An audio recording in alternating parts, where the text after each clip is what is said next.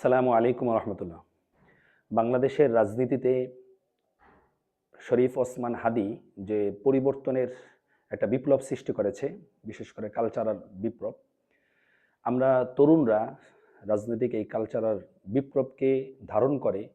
সারা দেশব্যাপী ছড়িয়ে দিতে চাই। হাদি অল্প সময়ের মধ্যে মাত্র ২ মাসের রাজনৈতিক যে একটা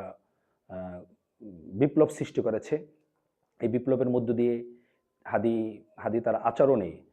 প্রতিপক্ষর সাথে কিভাবে ইনসাফ করতে হবে, তার সহযোদ্ধাদের সাথে কিভাবে ইনসাফ করতে হবে, সরকারের সাথে বা প্রশাসনের সাথে কিরূপ ইনসাফ করতে হবে, বা বিপক্ষ যারা মতের ভিন্নতা যাদের সাথে আছে তাদের সাথে কিভাবে ইনসাফের রাজনীতি তৈরি করা যায়, এবং পাশাপাশি রাজনৈতিক যে অর্থের প্রয়োজন, সে অর্থ কিভাবে রাজনীতিক ব্যক্তিরা অর্থ কোথায় পাবে, এবং কম খরচে কিভাবে একটা ঢাকার শহরের উল্লেখযোগ্য একটা আসন ঢাকা ৮, সেই আসনে কম খরচে যে ভ্যানের মাধ্যমে, রিক্সার মাধ্যমে যে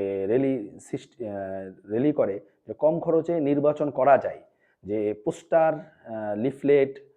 পোস্টার, তারপর হলো ব্যানার, ফেস্টুন, এর যে রাজনীতি চলছে, অর্থাৎ সারা ঢাকা শহর জুড়ে, সারা ঢাকা নয়, সারা বাংলাদেশ জুড়ে যে পোস্টারের রাজনীতি, সারা বাংলাদেশ জুড়ে যে ফেস্টনের রাজনীতি, যে বিশাল বিলবোর্ডের রাজনীতি, এর বাহিরে গিয়ে মানুষের কাছে গিয়ে রাজনীতি করা, যে ফজর পর থেকে নিয়ে গভীর রাত পর্যন্ত মানুষের দুয়ারে দুয়ারে ছুটে যাওয়া শুধুমাত্র একটা লিফলেট নিয়ে, এই যে রাজনৈতিক কালচার, আমরা এই কালচারকে সারা বাংলাদেশে ছড়িয়ে দিতে চাই। এক্ষেত্রে আমি মনে করি তরুণদের এগিয়ে আসতে হবে, কারণ হয়তো আমাদের এই কালচারকে